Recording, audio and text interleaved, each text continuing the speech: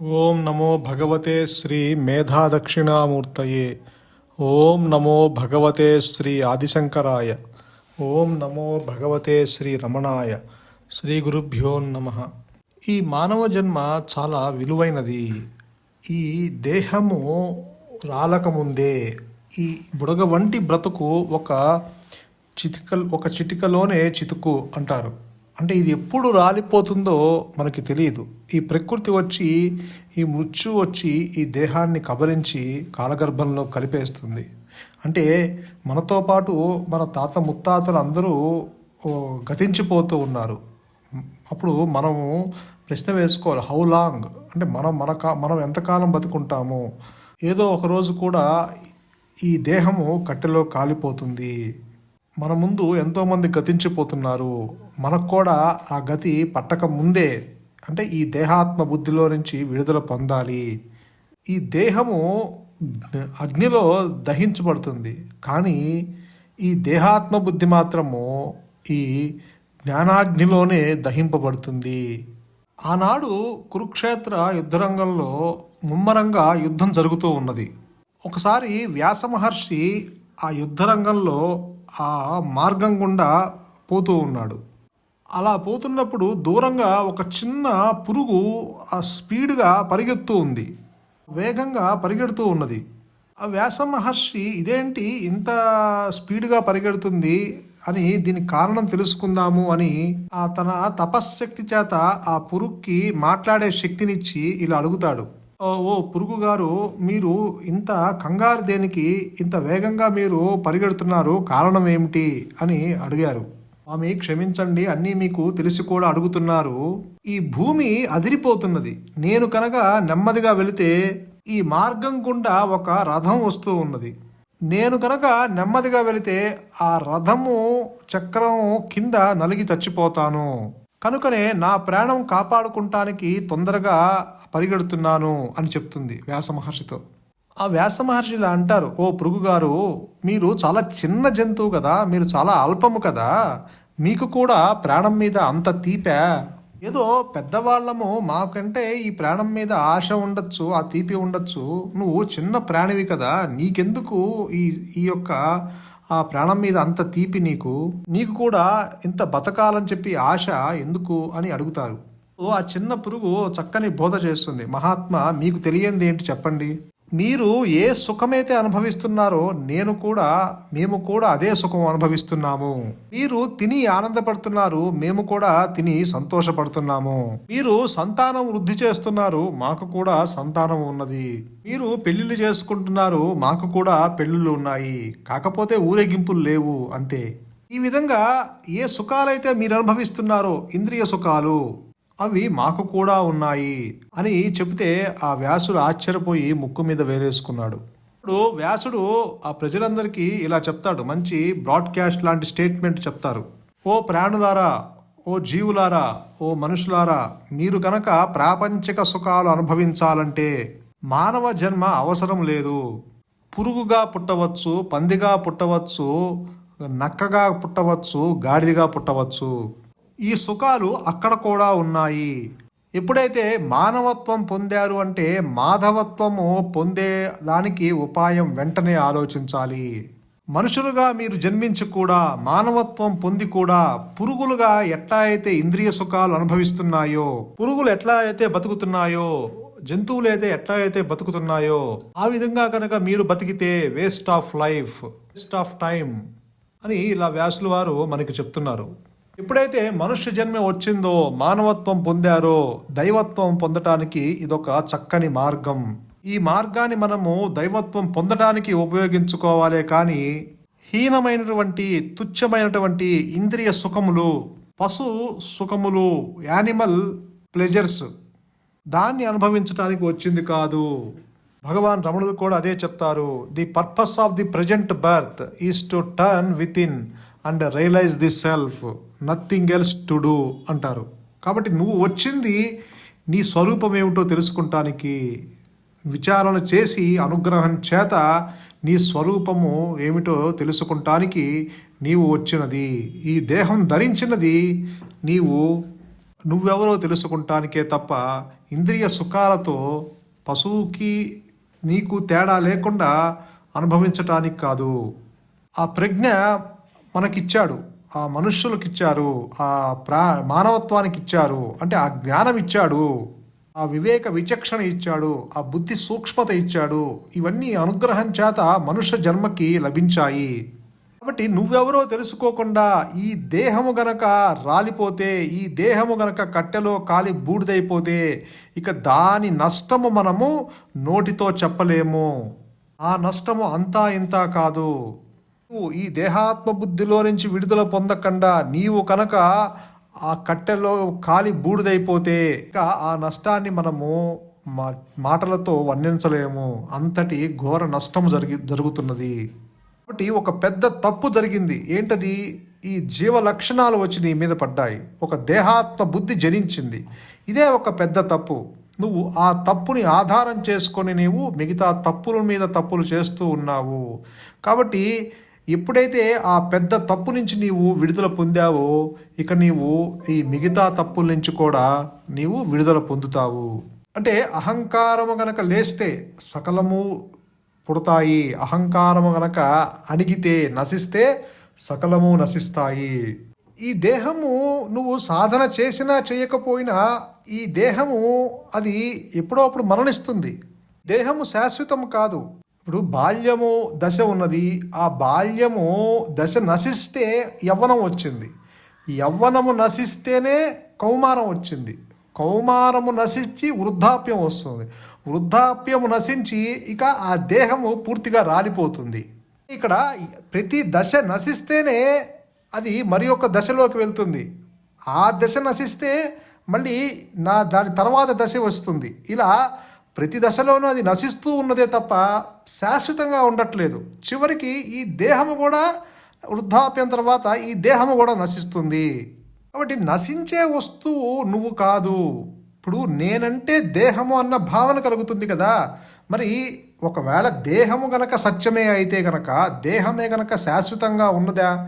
మన కళ్ళ ముందు ఎంతోమంది గతించిపోతున్నారు. మనం పుట్టిన దగ్గర నుంచి మళ్ళీ ఆ దేహము రాలిపోయే వరకు ఈ దశలన్నీ నశిస్తున్నాయి కదా. ప్రతి దశలోనూ అది పర్మనెంట్గా ఉండట్లేదు. వాడు బాల్యంలోనే ఉండట్లా పర్మనెంట్గా, యవ్వనంలోనే ఉండట్లేదు, కౌమారంలోనే ఉండట్లేదు, అలాగే వృద్ధాప్యంలో కూడా పర్మనెంట్గా ఉండట్లేదు.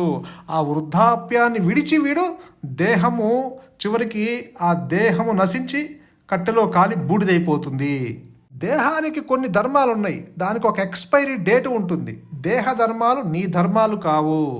నీకు చావు పుట్టుకలు లేని వాడివి. నీకు మృత్యువు లేదు, పుట్టుక లేదు. ఇప్పుడు నీవు ఏదైతే నేను నేను అంటున్నావో ఈ యొక్క మాయా నేనుకి ఈ యొక్క దేహాత్మ బుద్ధి ఏదైతే ఉన్నదో దీనికి కూడా చావు పుట్టుకలు లేవు. ఇది ఒక పరిమితమైన జ్ఞానమే. ఇది కూడా జ్ఞాన జాతికి సంబంధించినదే. కాకపోతే ఇది చాలా లిమిటెడ్ నాలెడ్జ్ ఉంది దీనికి.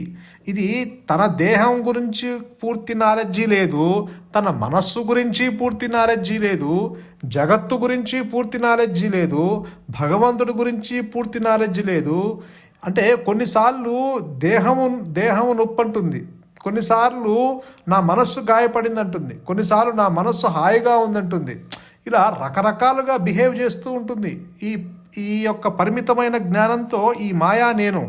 కాబట్టి ఈ మాయా నేను యొక్క చావు పుట్టుకలు దాని చేతుల్లో లేవు. ఎందుకంటే అది ఒక ఉనికి లేనిది, దానికంటూ ఎగ్జిస్టెన్స్ లేదు. అది ఆత్మ చేతిలో ఒక పనిముట్టు మాత్రమే. కానీ అది పనిముట్టు అని గ్రహించదు. కర్తృత్వ భావనతో కలిగి ఉంటుంది. నేను చేస్తున్నాను, ఇది నా ఎగ్జిస్టెన్స్ వల్ల నేను నిలబడ్డాను అంటుంది. నేను ఉన్నాను అన్నదా. ఇప్పుడు ఎవరైనా ఉన్నారు అంటే నేను ఉన్నాను అనే చెప్తాము. మరి ఉండి ఉన్నారా ఉండకుండా ఉన్నారంటే ఉండి ఉన్నాము అని చెప్తాము. ఆ నేను ఉన్నది ఏదైతే ఉన్నదో అహంస్ఫురణ, అది ఆధారం చేసుకొని వీడు నేను ఉన్నాను అని చెప్తున్నాడు. వీడంతటి వీడు చెప్పట్లా నేను ఉన్నాను అని. వీడి లోపల ఆ మాట రావాలన్నా, వీడి మనసులో ఆలోచనలు పుట్టాలన్నా, వీడు కాళ్ళు చేతులు కదిలించాలన్నా, వీడు ఏది చెయ్యాలన్నా సరే ఈ ఉపాధులకి ఆధారము ఆ స్వయం ప్రకాశమైన జ్ఞానము. అది ఉండబట్టి వీడి ఉపాధులన్నీ చైతన్యవంతం అవుతున్నాయి. ఆత్మ ఉండబట్టి ఈ జీవుడు ఉన్నాడు. జీవుడు లేకపోయినా ఆత్మకు వచ్చిన నష్టమే లేదు. ఆత్మ ఎప్పుడూ అహంస్ఫురణగా తన్ను తాను తెలుసుకుంటూ ఉన్న ఏకైక సద్వస్తువు. రెండవది లేనిది ఆత్మలో, రెండవది లేదు, ద్వంద్వము లేదు, అసలు భేద దృష్టే లేదు, అన్యత్వము లేదు, ఆలోచనలు లేవు, అహం వృత్తులు లేవు, ఏ వృత్తులు లేవు, ఏ యాక్టివిటీసు లేవు, ఏ కర్తృత్వము లేదు, ఏ ద్వంద్వభావము లేదు. ఈ గౌరవమైన అగౌరవమైన ఇవన్నీ ఎవరికి? ఆత్మకి కాదు, ఈ దేహాత్మ బుద్ధి కలిగిన ఈ జీవుడికి. వాడికే ఇవన్నీ. ప్రశంసిస్తే పొంగిపోతాడు, విమర్శిస్తే కృంగిపోతాడు. అలాగే సుఖదుఖాలను అనుభవించేది వీడే. లాభం అంటాడు, నష్టం అంటాడు, రాగం అంటాడు, ద్వేషం అంటాడు, జయం అంటాడు, అపజయం అంటాడు, కర్మ అంటాడు, వికర్మ అంటాడు, అకర్మ అంటాడు, పాపం అంటాడు, పుణ్యం అంటాడు. ఇవన్నీ ఈ ద్వంద్వభావాలు కలిగి ఉంటాడు వీడు. ఇవన్నీ భావాలకే పరిమితము, ఇవేమీ నిజము కాదు. ఇది లేనిది ఉన్నట్లుగా ఊహించుకొని వీడు ఆ భ్రమలో బతుకుతూ ఉంటాడు వీడు. ఇవేమీ శాశ్వతము కావు. చివరికి ఇప్పుడు నీ దేహములో జరిగే ఆ యొక్క బాల్యము, యవ్వన, కౌమార, వృద్ధాప్యము, ఒకటి నశిస్తే మరొకటి రావటము, అది నశిస్తే ఇంకొకటి రావటము, ఇలా నశిస్తేనే తప్ప, అంటే మార్పు చెందుతూ ఉంది ఇక్కడ. కానీ ఏదైతే శాశ్వతమైన పదార్థం ఉందో, ఆ ఒరిజినల్ ఏదైతే ఉన్నదో దానిలో ఎటువంటి మార్పు లేదు. అది పర్మనెంట్గా, అది ఎండ్లెస్ బ్లిస్తో, ఎండ్లెస్ ఆనందంతో ఉన్నది. అది దానిలో ఎటువంటి మార్పు లేదు అసలు. ఈ మార్పులన్నీ ఈ మాయలోనే జరుగుతాయి. ఈ జీవుడు ఈ 3 అవస్థల్లో తిరగాడుతూ ఉంటాడు. కొంత సమయము ఆ యొక్క జాగృతావస్థలో ఉంటాడు, మేల్కొని ఉంటాడు. కొంత సమయము గాఢ నిద్రలో ఉంటాడు. కొంత సమయము కలలుగంటూ ఉంటాడు. ఇలా అవస్థలు మార్చుకుంటూ వీడు ఇలా మాయలో మార్పు చెందుతూ ఉన్నాడు ప్రతిరోజు. కానీ మార్పు లేకుండా చాలా సహజంగా ఉన్నది ఈ యొక్క నీ స్వరూపము. నిజానికి నీ స్వరూపము మార్పు చెందేది కాదు, మార్పు చెందనిది, పర్మనెంట్ వస్తువు అది. ఇప్పుడు పరిపూర్ణమైన జ్ఞానము ఖండించబడి జీవుడు, జగత్తు, ఈశ్వరుడు కాలేదు. మీకు చీకటిలో ఒక త్రాడుని చూసి త్రాడుని తొక్కి పామనుకున్నారనుకోండి, ఇప్పుడు అక్కడ వెలుగులోకి వచ్చిన తర్వాత మీరు అహో ఇక్కడ ఉన్నది త్రాడు, అసలు పామే లేదని మీకు తెలుస్తుంది. అంటే ఏంటి? త్రాడు ఖండించబడి పాముగా మారిందా అంటే త్రాడు పాముగా రూపాంతరం చెందిందా? అసలు చెందలేదు. అంటే పామే లేదు. అలాగే ఈ ఉన్నది ఏదైతే సద్వస్తువు ఉన్నదో, ఆ స్వయం ప్రకాశమైన పరిపూర్ణమైన జ్ఞానము ఏదైతే ఉన్నదో అది ఖండించబడి జీవుడు, జగత్తు, ఈశ్వరుడు కాలేదు, అసలు ఎప్పటికీ కాలేదు. అదే గురువుగారు చెప్తారు, ఆత్మ ముక్కలై జీవ, జగత్తు, ఈశ్వరుడు కాలేదు. అందుకే భగవాన్ ఏమంటారంటే అసలు ఉన్నదే జ్ఞానము, లేనిది సృష్టి. ఈ జీవుడు, జగత్తు, ఈశ్వరులు ఈ ముచ్చపు చిప్పలో వెండి వలె కల్పనా మాత్రులే అంటారు. యథార్థముగా ఉన్నది ఆత్మస్వరూపము ఒక్కటే.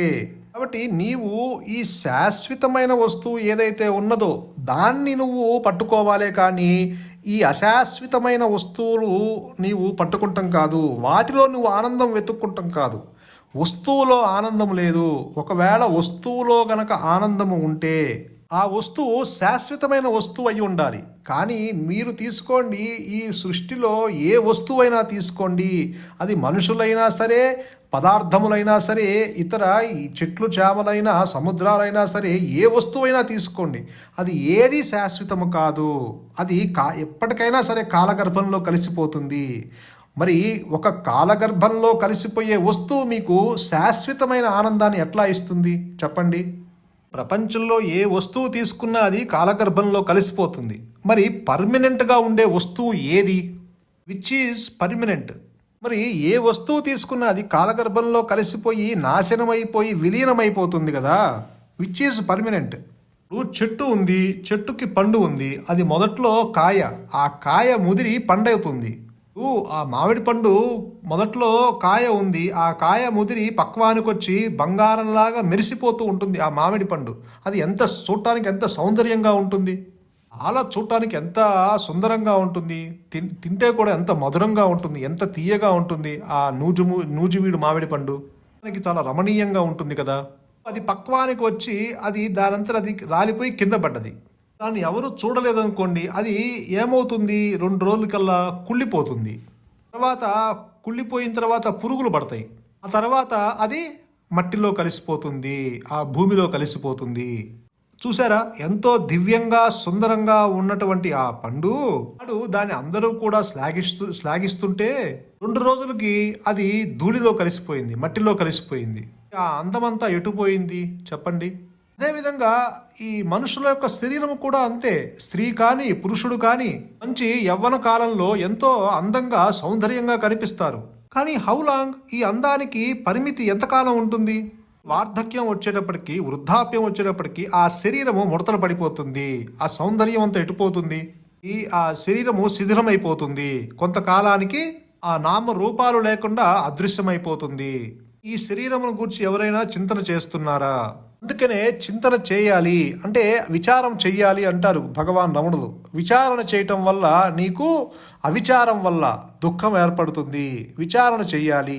ఈ శరీరం ఎంతకాలం ఉంటుంది, ఈ సంపదలు ఎంతకాలం ఉంటాయి, ఈ భార్య పిల్లలు ఈ బంధువులు ఎక్కడ దాకా వస్తారు అంటే ఇక్కడ నీవు శరీరము నీ శ్మశానం దాకా వెళ్తావు. నీవు చనిపోతే నిన్ను శ్మశానానికి తీసుకెళ్తారు. భార్య గడప దాకా వస్తుంది. ఆ యొక్క పశువులు కొట్టల్లోనే ఉంటాయి. ఆ ధనమంతా ఆ బ్యాంకుల్లోనూ ఇనప పెట్టెల్లోనూ ఉండిపోతుంది. నీతో వచ్చేది ఏమిటి? వీళ్ళందరూ నీతో పాటే వస్తున్నారా? నువ్వు వాళ్ళని తీసుకెళ్తున్నావా? కాబట్టి ఈ శరీరము పడిపోవటానికి పూర్వమే నువ్వు ఏది చేసినా, ఈ సాధనలు చేసినా శరీరము ఎప్పుడు పడిపోతుందో ఎవరికీ తెలియదు. There is no guarantee. అదే గురువు గారు చెప్తారు, you are running on reserve. For you must be prepared always. ఎప్పుడు జాగ్రత్తగా ఉండాలి, ఎప్పుడు కాషియస్గా ఉండాలి. ఇది మహా ప్రమాదమైనటువంటిది. ఇది ఎప్పుడు చితికిపోతుందో ఎవరికీ తెలియదు. అంటప్పుడు మీనమేషాలు లెక్క పెట్టుకొని తర్వాత అని కొందరు అంటారు. ధ్యానం చేస్తే ఇప్పుడు కాదు, నేను రిటైర్మెంట్ అయిన తర్వాత చేస్తాను. రిటైర్మెంట్ అయ్యేదాకా వీడు ఉంటాడో, వీడే రిటైర్ అయిపోతాడో ఎవరికి తెలుసు. లోపలే పెద్ద రిటైర్మెంట్ రావచ్చు. కాబట్టి ఇటువంటి సందర్భాల్లో యాజ్ సూన్ యాజ్ పాసిబుల్ శీఘ్రంగా ఈ ఆధ్యాత్మిక శిఖరానికి మనం ఎదుగుతామా అన్నది ఇక్కడ ఇంపార్టెంట్. కాబట్టి ఈ దేహము ఎందుకు వచ్చింది అనేది అది తన పని తను చూసుకుంటుంది. ఈ దేహానికి కొన్ని ధర్మాలు ఉంటాయి. అది ఇప్పుడు నువ్వు తెచ్చుకున్న ప్రారంధం ఏదైతే ఉన్నదో అది ఎగ్జిక్యూట్ కావడానికి నువ్వు ఒక దేహాన్ని ధరించాల్సి వస్తుంది. ఆ దేహాన్ని ధరించి ఇది చేయవలసిన పనులు ఆ ఈశ్వరుడు నడిపిస్తూ ఉంటాడు. నీకు సంబంధం లేదు. నువ్వు ప్రయత్నించకపోయినా, నువ్వు ఆలోచించకపోయినా నీకు సంబంధం లేకుండా జరిగిపోతూ ఉంటాయి. నువ్వు నీ లోపల రక్తం ప్రవహిస్తూ ఉంటే నువ్వేమన్నా బాధ్యత స్వీకరిస్తున్నావా? లేదు కదా. నీ లోపల చెయ్యి పెట్టి ఆ గుండెని ఏమైనా కదిలిస్తున్నావా? లేదు కదా. నువ్వేమైనా భూమిని తిప్పుతున్నావా? లేదు కదా. నువ్వేమన్నా ప్రయత్నం చేసి నిద్రలోకి జారుకుంటున్నావా? లేదు కదా. అలాగే నువ్వేమన్నా ప్రయత్నం చేసి నిద్ర నుంచి మేల్కొంటున్నావా? అది లేదు కదా. అన్నీ అప్రయత్నంగానే జరుగుతున్నాయి. నీకేమన్నా ఆలోచనలు నీవు అనుకుంటే వస్తున్నాయా? లేదు కదా. వాటంతటా అవి లోపల నుంచి వస్తున్నాయి. నీకేది సంబంధం లేదు. తెచ్చుకున్న ఆ ప్రోగ్రాము అది ఎగ్జిక్యూట్ అవుతూ ఉన్నది. సినిమా మీద ఆ బొమ్మలు ఒకదాని తర్వాత ఒకటి ఆ దృశ్యములు మారుతూ అలా జరిగిపోతూ ఉంది. ఆ సినిమాని ఆ తెరను ఆధారం చేసుకొని, అట్లాగే ఈ యొక్క స్వయం ప్రకాశమైన జ్ఞానాన్ని ఆధారం చేసుకొని వీడు తెచ్చుకున్న ఏదైతే ప్రోగ్రాం ఉందో అది ఎగ్జిక్యూట్ అవుతూ ఉన్నది. నీకు సంబంధం లేదది. ఎందుకంటే అది నీ స్వరూపం కాదు కాబట్టి. ఇప్పుడు మనం ఊరికనే కూర్చుంటాము, ఇంటికెళ్ళి ఒక 2 ముద్దలు నోట్లో వేసుకుంటాము. మరి అది పొద్దున్నే జీర్ణం చేసేది ఎవరు? నువ్వేమన్నా లోపల చేయబెట్టి దాన్ని జీర్ణం చేస్తున్నావా? చేయట్లేదు కదా. నీ ప్రయత్నం లేకుండానే అది జీర్ణమైపోతుంది కదా. నీకు ప్రమేయం లేకుండా ఆ భగవంతుడు, ఆ ఈశ్వరుడు కర్తగా ఉండి జీవుల యొక్క ప్రారబ్ధ కర్మలను ఆ యొక్క ఉపాధుల ద్వారా అవి నడిపిస్తూ ఉన్నాడు. All actions are happening through you. నీ ద్వారా జరిపించబడుతున్నాయి. కానీ ఈ జీవుడు ఈగోయిజంతో మానవుడు ఆలోచనలు లేకుండా విచారణ చేయకుండా నేను అనే ఈగోయిజం వచ్చింది, నేను చేస్తున్నాను అన్న కర్తృత్వ భావంతో ఉంటాడు. అందుకే వీడు ప్రతిరోజు ఈ దుఃఖ సాగరంలో మునిగి తేలుతున్నాడు. అంటే ఆ దుఃఖాన్ని అనుభవిస్తూ ఉన్నాడు, ఆ సుఖ దుఃఖాన్ని ఈ మనసు అనుభవిస్తూ ఉన్నది. కాబట్టి వీడు దుఃఖాన్ని అనుభవిస్తున్నాడే తప్ప విచారణ చేయట్లా, ఎందుకంటే అదే సత్యం అనుకుంటున్నాడు. కానీ నిజానికి వీడు దుఃఖ స్వరూపుడు కాదు, వీడు శాంతి స్వరూపుడు. వీడు పరిమితమైన జ్ఞానము కలవాడు కాదు, వీడు అపరిమితమైన జ్ఞానము కలవాడు. వీడు పూర్ణ జ్ఞానము యొక్క లక్షణాలు వీడికి ఉన్నాయి. వీడి స్వరూపము శాంతి స్వరూపము, వీడి స్వరూపము సుఖస్వరూపము. కానీ అది వీడు గ్రహించలేకపోతున్నాడు. నిజానికి గురువుగారు అదే అంటారు, ఒక వ్యక్తి భావనతో వీడు అహంకారాన్ని నిలబెట్టుకొని వీడు ఒక శవబుద్ధితో, ఒక దేహాత్మ బుద్ధితో, దేహమే ఆత్మ అన్న బుద్ధితో వీడు ఎప్పటికీ ఆ జ్ఞానాన్ని పొందలేడు, అసలు ఆ జ్ఞానాన్ని అందుకోలేడు. స్వరూపము తనకు తానుగా తెలియబడుతుంది, మీరు తెలుసుకోలేరు. ఆత్మ తనకు తానుగా వ్యక్తమవ్వాలి, అనుగ్రహం చేత ఆత్మ నీ స్వరూపంగా తనకు తానుగా వ్యక్తమవ్వాలి తప్ప నీవు ఎంత ప్రయత్నము చేసినా నీవు దాన్ని అందుకోలేవు, దాన్ని అసలు తెలుసుకోలేవు. మీ స్వరూపము మీరు తెలుసుకునేది కాదు, అది తెలియబడుతుంది. ఎప్పుడైతే అది తెలియబడిందో ఇక మీకు మాటలు లేవు, అంతా మౌనమే. మీరు తెలుసుకున్నారు అనుకోండి, మీరు మాట్లాడతారు. ఇప్పుడు మీరు ఒక వస్తువుని గురించి మీరు తెలుసుకున్నారు అనుకోండి, మీరు దాని గురించి మాట్లాడతారు. కానీ ఇక్కడ అలా ఉండదు. ఆ స్వరూపము తెలియబడుతున్నప్పుడు ఇక మీకు వ్యక్తిత్వం ఉండదు, ఇక మీకు మాటలు ఉండవు. ఎందుకంటే అక్కడ మాట్లాడేవాడు ఉండడు, ఇంకా అన్యత్వాన్ని గుర్తించేవాడు ఉండడు, ఆలోచనల్ని ఉద్భవించేవాడు ఉండడు. స్వరూపము తెలియబడితే అది ఆనందము, తెలుసుకుంటే అది దుఃఖము. మీరు ఏ వస్తువునైనా తీసుకోండి, మీ పరిమితమైన జ్ఞానంతో మీరు దాని గురించి తెలుసుకుంటే అది మీకు దుఃఖాన్నే ఇస్తుంది. ఏ వస్తువు అయితే అది తనకు తానుగా తెలియబడితే అప్పుడు అది ఆనందాన్ని ఇస్తుంది. అంటే ఇక్కడ ఏదైతే ఆ భగవంతుడు తనకు తానుగా వ్యక్తం అవుతాడో దాన్ని ఆత్మ అంటారు, చైతన్యం అంటారు, మౌనం అంటారు, కొంతమంది దాన్ని స్పృహ అంటారు, కొంతమంది దాన్ని ఎరుక అంటారు, కొంతమంది దాన్ని భగవంతుడి యొక్క స్వర్గరాజ్యం అంటారు.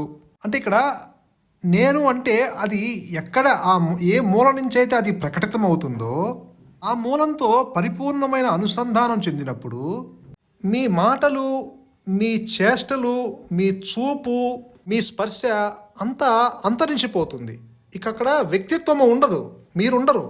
అక్కడ జ్ఞాపకాలు ఉండవు, అక్కడ మరుపు ఉండదు. అదే చెప్తారు గురువుగారు, there is no forgetfulness in ఆత్మ అంటారు. ఆత్మలో ఎటువంటి మరుపు లేదు. అక్కడ ఉదయాస్తమయాలు లేవు, ఉదయించడము ఉండదు, అస్తమించడము ఉండదు. అక్కడ చీకటి వెలుగులు ఉండవు. అదంతా చాలా ఘనాతి ఘనంగా గంభీరంగా ఉంటుంది. ఒక మహా మౌనం, దాన్ని ఎవరు వర్ణించలేరు. అది ఆ జ్ఞానాన్ని అందించేది కాదు, అది కేవలము అనుభవయోగ్యము మాత్రమే. స్థితిలో రెండవది లేదు, చెప్పేవాడు కానీ వినేవాడు కానీ అక్కడ ఎవరు ఉండరు. కేవలము ఆత్మ జ్ఞానవృత్తి చేత తన్ను తాను నేనున్నాను అన్న అహం స్ఫురణగా అది ఎప్పుడు అక్కడ సంసితమై ఉంటుంది. దానిలో ఎటువంటి మార్పు లేదు, దట్ ఈస్ పర్మనెంట్. అక్కడ నీవనుకునే అన్యత్వము కలిగిన, అంటే నీవనుకునే ఆ ఈశ్వరుడు లేడు, అక్కడ జీవుడు లేడు. అది ఒక ప్యూర్ సైలెన్స్, ఒక మహామౌనము, మహాశుద్ధ మౌనం అది. కాబట్టి నీవు అక్కడ విశ్రమించాలి. అంటే నీకు ఆ పూర్ణమైన శాంతి, ఆ ఎండ్లెస్ బ్లిస్ నీకు నీ హృదయంలో మాత్రమే దొరుకుతుంది తప్ప బయట ఎక్కడా లభించదు. నీవు ప్రపంచమంతా చుట్టిరా, నీవు ఏ వస్తువు, నీకు వస్తువులో ఆనందం ఉంటే ఆ వస్తువు కొనుక్కో, కాదన్ను.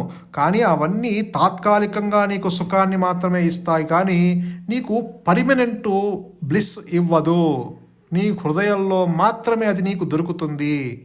నువ్వు అడిగే ఈ ప్రశ్నలు ఉండవు, సమాధానాలు ఉండవు, ఈ సందేహాలు ఉండవు అక్కడ. ఇప్పుడు ఈ సత్సంగాలు, ఈ మాటలు, ఈ సంభాషణలు ఇవన్నీ తాత్కాలికమే. నీ నిజస్థితి ఏదైతే ఉందో ఆ ప్యూర్ బీయింగ్, అది మాత్రమే శాశ్వతము, అది మాత్రమే సత్యము. ఆత్మ ఒక్కటే సత్యము. నీ హృదయంలో ఎరుక ఏదైతే ఉన్నదో ఆ ఎరుక లేక ఉనికితో కూడి ఉన్న ఆ పరిపూర్ణమైన జ్ఞానము అది ఒక్కటే సత్యము. నీ హృదయంలో మాత్రమే ఆ జ్ఞాన భాండాగారము అది ఎల్లలు లేకుండా పరిధులు లేకుండా ఉన్నది. సంపద అనంతమైనది.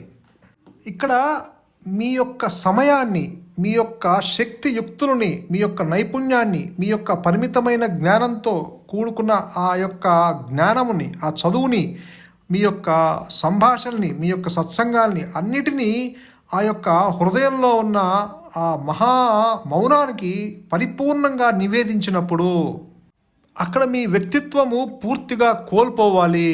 అంటే ఎప్పుడైతే మీరు ఆ పరిపూర్ణంగా ఆ యొక్క ఆర్తతో ఆ హృదయంలోకి మీరు అక్కడ ఆ యొక్క పరిపూర్ణమైన జ్ఞానానికి మీరు నివేదించినప్పుడు అక్కడ అనుగ్రహంతో అక్కడ మీ వ్యక్తిత్వాన్ని పూర్తిగా కబలించేస్తాడు. మీకంటూ ఇక వ్యక్తిత్వము ఉండదు. అక్కడ ఆ వ్యక్తిత్వము పూర్తిగా తొలగి మీరు దాని నుంచి విడుదల పొందుతారు. ఇప్పుడు అనుగ్రహం చేత మిగిలి ప్రకాశించేది ఆ స్వయం ప్రకాశమైన ఆ జ్ఞాన భాస్కరుడు. అక్కడ ఏ మేఘాలు అడ్డురావు, ఏ ఆలోచనలు అడ్డురావు. నిరంతరంగా ఆ జ్ఞాన భాస్కరుడు ప్రకాశిస్తూనే ఉంటాడు, పర్మినెంట్గా ప్రకాశిస్తూ ఉంటాడు. ప్రకాశంలో మీకు ఇంకా మనస్సు ఉండదు, ఇంద్రియాలు ఉండవు, ఆలోచనలు ఉండవు, అన్యత్వము ఉండదు, సుఖదుఖాలు ఉండవు, రాగద్వేషాలు ఉండవు, ఇక ఎటువంటి ద్వంద్వ భావము ఉండదు. ఆ ప్రకాశం ముందుండి మీ యొక్క ప్రారంధాన్ని నడిపిస్తూ ఉంటుంది. ఆ ఆనంద సాగరంలో ఎప్పుడు మునిగి తేలుతూ ఉంటారు. ఒక్క సెకను, ఒక్క క్షణమైనా మీరు ఈ భౌతిక ప్రపంచంలోకి రావటానికి ఇష్టపడరు. జీవభావన తల ఎత్తదు. అందుకే భగవాన్ రమణులు చెప్తారు, వీలైతే విచారణ చెయ్యి, విచారణ చేత కాదా శరణాగతి చెందు. మొదటలో పాక్షిక శరణాగతి చెందు, అది పోను నిన్ను పూర్ణ శరణాగతికి దారి తీస్తుంది. లేదంటే ఆలోచనలు లేని మనస్సుని అలవాటు చేసుకో. దృశ్యవారితం చిత్త ఆత్మనః అంటే ఆ దృశ్యాల నుంచి నీ మనస్సుకి వెనక్కి మరల్చినప్పుడు అది అనుగ్రహం చేత ఆత్మగానే ప్రకాశిస్తుంది. అంటే రెండు నేనులు లేవు, ఉన్నది ఒకటే నేను. ఆత్మ నేను, అహంకారపు నేను అని రెండు నేనులు లేవు, ఉన్నది ఒకటే నేను. అదే స్వయం ప్రకాశమైన జ్ఞానము, అదే పరబ్రహ్మము, అదే సత్చిత్ ఆనందము, అదే చైతన్యము, అదే మహామౌనము, అదే ఆత్మ, అదే పరమాత్మ, అదే గురువు. మనం ఎన్ని పేర్లతో పర్యాయ పదాలు ఎన్ని చెప్పుకున్నా సరే ఉన్నది ఒకే ఒక సద్వస్తువు, సత్యమైనది, నిత్యమైనది, అనంతమైనది. సంతోషం. మౌనమే శరణ్యం, మౌనమే నీ సహజత్వం. ధన్యోస్మి.